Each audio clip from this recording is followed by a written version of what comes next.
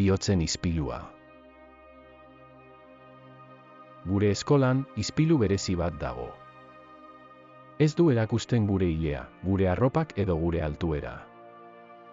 Bihotzen ispilua deitzen diogu. Bertan begiratuz, jendeak zoriontsu izateko zer behar duen ikusiko duzu. Gaur, ikaskide batzuek bertatik begiratzen utzi digute. Leoren testigantza. Batzuetan, arraroa naizela esaten didate. Futbolean jolastu beharrean lorei buruz irakurtzen dudalako. Ispiluan, nire bihotza uzkurtu egiten da hori esaten didatenean. Kaixo Leo. Ikusi alduzu gaur lorategian zer lore agertu diren? Gustatzen zaidana errespetatzea, besterik ez dut behar. Desberdina izatea ez da txarra, izateko beste modu bat besterik ez da. Sararen testigantza.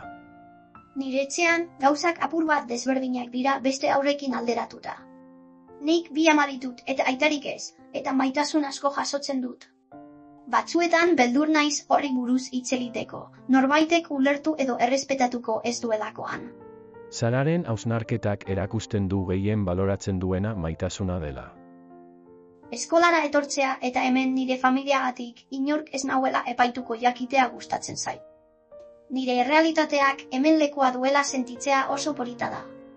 Martinaren testigantza. Garai batean denek Martin deitzen zidaten. Mozorro bat jantzita nenbilela sentitzen nuen. Ispiluan begiratzean ez nuen ikusten naizen hori. Martinaren ispiluak erakusten digu, garen bezala ikusiak izateak distiraz betetzen gaituela.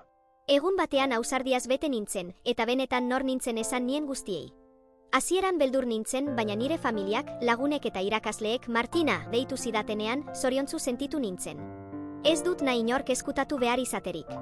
Nire bihotza zoriontsu da orain, begiratzen didazunean, benetan nor naizen ikusten duzulako. Daniren testigantza.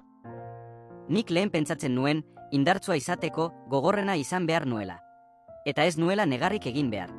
Baina Daniren ispiluak beste zerbait dio.